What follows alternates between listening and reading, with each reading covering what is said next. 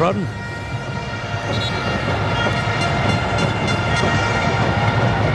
Bola 18. Bersaki Abu Bakar. Lepas peluang sekarang ini untuk Eva Wana. Mencari ruang, percaya dikawal di situ oleh Karo Fabi Cemat yang naik ke atas untuk menutup ruang bagi tendangan yang dilakukan oleh pemain import untuk pasukan Negeri Sembilan. Tapi bagaimana dia berjaya melepaskan diri dari kesilapan pertahanan pasukan negara Kelantan yang membuka ruang. Kita perhatikan di sini dari kesilapan tampanan yang tidak berhasil. Akhirnya menjadi ruang di situ untuk Awana melepaskan sepakan. Tapi telah bersedia untuk mengawal keadaan ialah Karo Fahmi Cemat yang datang ke depan untuk mengucilkan ruang terbuka untuk tendangan ke pintu gol yang dilakukan oleh pemain import. Untuk pasukan Negeri Sembilan.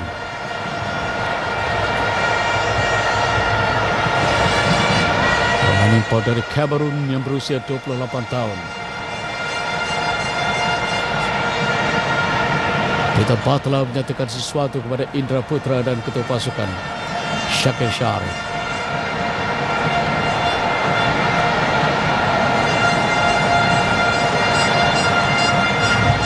Tentaran akan dilakukan oleh Tengku Kayum. Sementara itu Aziz Barus terpaksa dikeluarkan dan Nik Syahrul Azim dibawa masuk untuk bagian pertahanan.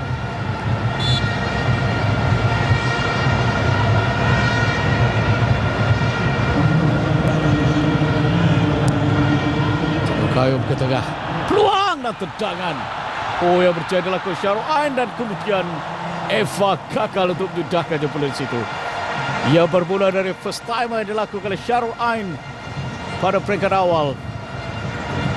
Dalam keadaan hantaran lintang yang berjaya dilakukan. Sekali lagi bergerak Syahrul Ain. Mencari ruang hantar kepada Eva. Tidak offside. Atau telah pun terperangkap offside. Jadi kesan offside di situ.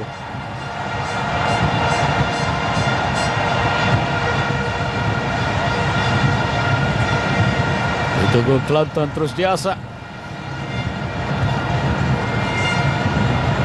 Juara Piala Malaysia musim lalu bertemu dengan juara Liga Super untuk perlawanan Sumbangse dan Bukit Tirai musim 2012 yang menjanjikan saingan yang pasti lebih sengit kerana penyertaan pemain import. Kita perhatikan sini telah pun offside kedudukan Eva Wana. Jelas antaran dilakukan oleh Syahrul Ain. Inilah tendangan Syahrul Ain pada peringkat awal tadi. Dan kemudian asakan yang juga dilakukan oleh Eva Wana. Bila-bila masa saja Rizal menamatkan separuh masa yang pertama. Syokridho meniupnya dan menamatkan separuh masa yang pertama. Satu perlawanan yang seimbang antara Negeri Sembilan dan juga Kelantan dalam perlawanan pembuka tirai untuk musim 2012. Nur Syahruddin Talha menjaringkan gol minit ke-19 dari keadaan kelang kabut di pintu gol pasukan pertahanan untuk pasukan Negeri Sembilan.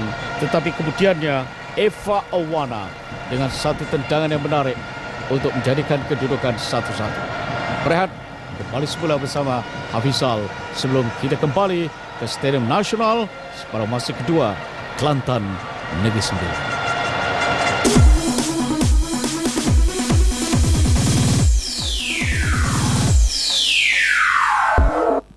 Demikian tadi tamat separuh masa yang pertama dengan Kelantan di depan terlebih dahulu, tetapi selepas itu kembali disamakan oleh pasukan Negeri Sembilan untuk kedua pasukan pada ketika ini menuju ke bilik persalinan dengan kedudukan terikat 1-1. Kepada anda yang baru saja bersama kami, siaran secara langsung dari Stadium Nasional Bukit Jalil, pertemuan Piala Sultan Haji Ahmad Shah ataupun Piala Sumbangsi, pertemuan di antara pasukan Kelantan dan juga Negeri Sembilan tamat separuh masa yang pertama.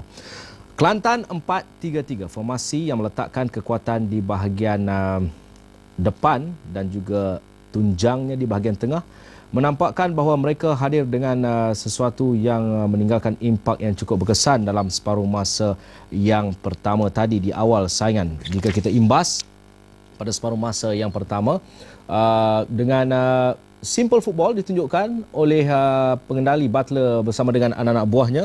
Dengan kalau ditanya siapa yang mencuri tumpuan di awal saingan pada separuh masa yang pertama, saya berikan kredit kepada Muhammad Qadar, iaitu pemain import pasukan Kelantan yang dilihat lebih banyak bergerak secara bebas, diberikan ruang oleh barisan pertahanan pasukan Negeri Sembilan yang nyata di awal permainan tadi menyaksikan mereka lambat untuk catch up dengan tempo permainan yang dipertunjukkan oleh pasukan Kelantan.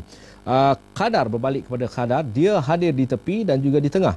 Yang menariknya, tugasnya adalah untuk mendapatkan bola dan melepaskannya ataupun meloloskan untuk rakan menyempurnakan, dan ianya direalisasikan pada minit ke-19 menerusi jaringan Mak Yu ataupun Nur Syarul Idlan Talaha.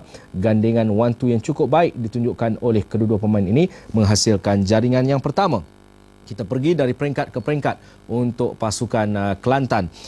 Secara keseluruhannya, bagi pasukan Kelantan di barisan pertahanan perlu ada satu suntikan baru untuk setidak-tidaknya memperkemaskan kembali corak permainan di separuh masa yang pertama. Ada kelonggaran di beberapa bahagian kiri dan juga kanan. Jadi sebelum kita pergi lebih jauh, kita saksikan jaringan yang dihasilkan oleh Nur Syarul Idlan Talaha menerusi gandingan 1-2 yang cukup menarik. Sentuhan 1-2 yang ditunjukkan oleh Syarul Idlan Talaha dan juga Muhammad Qadar berpunca juga dari keberkesanan tiga arkitek di bahagian tengah, iaitu Shakir dan juga di samping Shakir Indra Putra Mahyudin dan juga pemain yang pernah bersama dengan pasukan T-Team tempoh hari, iaitu Nur Farhan untuk pasukan Kelantan. Nyata mereka menghasilkan impak yang cukup besar pada separuh masa yang pertama, menghasilkan jaringan. Bagi pasukan Negeri Sembilan pula, walaupun mereka agak sedikit perlahan bermula, tetapi keupayaan pemain import Emmanuel Afawana yang menghasilkan jaringan pada minit ke-29 kalau tak salah saya. Antara sumbangan yang diberikan berpunca juga daripada Shakir.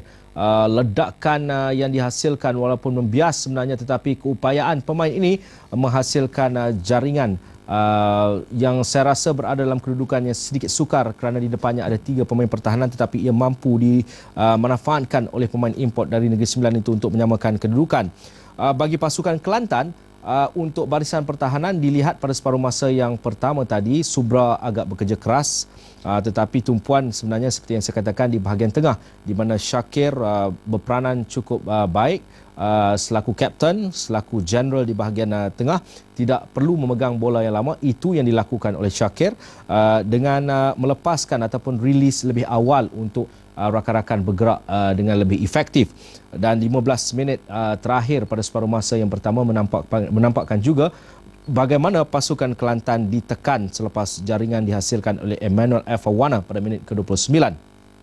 Seorang lagi pemain import Kelantan, iaitu Antwi, sedikit tenggelam pada separuh masa yang pertama, tetapi yang perlu diperhalusi oleh Peter Butler, saya jangkakan pada separuh masa yang kedua nanti nyata akan memberikan tumpuan kepada barisan pertahanan. Berbalik kepada pasukan Negeri Sembilan, selepas diasak oleh pemain ini, iaitu Qadar, nyata Azrai akan melakukan sesuatu, tetapi yang menariknya, yang mencuri tumpuan adalah keupayaan Matevan yang dilihat kerap kali berada di posisi yang tepat untuk menyelamatkan keadaan hasil serangan bertali arus yang dihasilkan oleh pasukan Kelantan pada separuh masa yang pertama.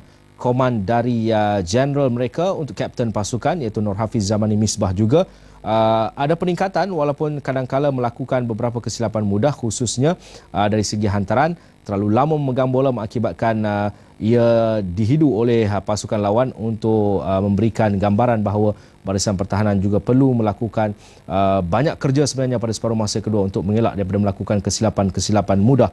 Shakir pada separuh masa yang pertama tadi, yang dimaksudkan adalah Shakir Negeri Sembilan.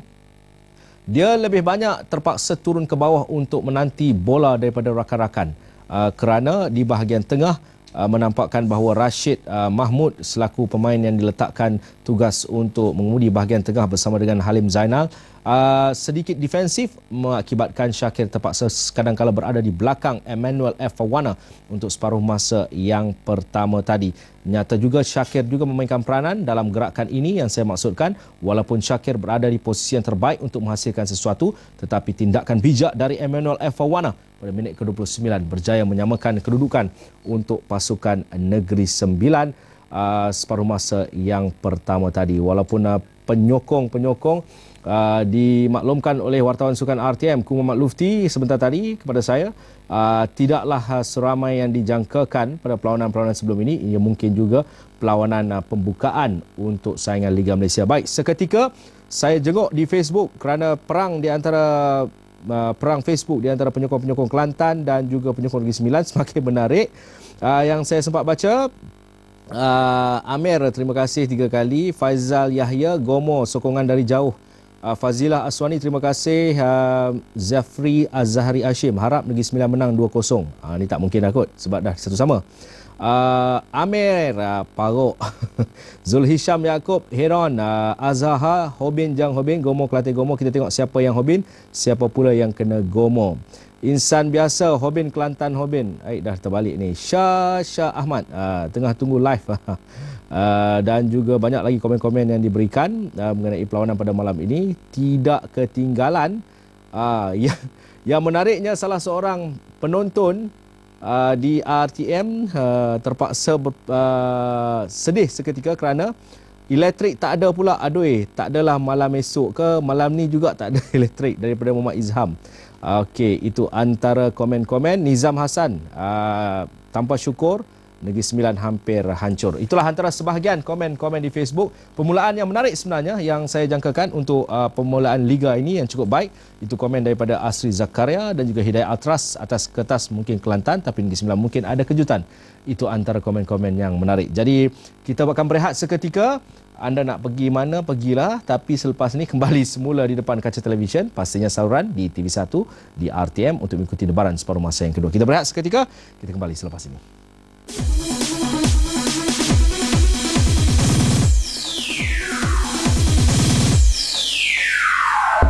Okey, kita kembali dari studio IBC di Angkasa Puri ini untuk siaran secara langsung. Baik, sebelum kita berbicara dan memperkatakan tentang saingan pada separuh masa yang kedua, saya rasa elok juga kita war-warkan di samping Liga Super, saingan Liga Perdana juga makin menarik yang akan membuka tirai pada Isnin nanti. Pertemuan di antara pasukan Saim Dhabi dan juga Harimau Muda B di Selayang 4.45 petang. Pahang bertemu dengan MBJB FC di Stadium Temerloh 8.45, Tentera dan Betaria di Petaling Jaya 8.45, USM dan juga POS di Pulau Pinang, Johor dan juga Polis di Pasir Gudang, dan juga MP Muar dan juga Perlis di Stadium Sultan Ibrahim di Muar jam 4.45 petang. Bagi pasukan Liga Super pula, selepas ini Negeri Sembilan akan menanti kunjungan pasukan The Red Giants. Selangor Darul Ehsan, Perak akan berdepan Terengganu, Felda United berdepan Sabah di Stadium Hang Jebat Melaka.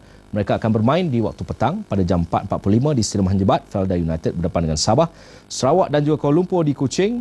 T-Team dan juga Kedah akan kembali beraksi pada sebelah malam selepas pada awalnya pemantauan yang dibuat mereka terpaksa beraksi di sebelah petang, tetapi ianya disahkan oleh FAM mereka akan beraksi pada sebelah malam di Kuala Terengganu. Sementara Lions akan berdepan dengan Kelantan di Stadium Jalan Besar jam 7.45 malam. Dan perlawanan terakhir untuk pasukan Liga Super, PKNS akan berdepan Johor FC di Stadium MBPJ Kelana Jaya. Itu perlawanan yang akan berlangsung untuk Liga Super pada 10 Januari nanti. 9 Januari saingan Liga Premier akan membuka tirai untuk musim 2012. Baik, berbalik kepada perlawanan pada malam ini. Pada separuh masa yang kedua, kita ingin melihat, walaupun secara keseluruhannya saya berikan kredit kepada kedua-dua pasukan, baik pasukan Kelantan maupun pasukan Negeri Sembilan, kerana corak permainan ditunjukkan pada separuh masa yang pertama cukup menghiburkan. Separuh masa yang kedua, kita juga ingin melihat sejauh mana keupayaan nadi tengah pasukan Negeri Sembilan untuk bergerak lebih banyak untuk memberikan ruang kepada target man mereka, iaitu Emmanuel Fawana, untuk melakukan sesuatu di samping Shakir. Bagi pasukan Kelantan pula, keupayaan ketiga-tiga pemain, Farhan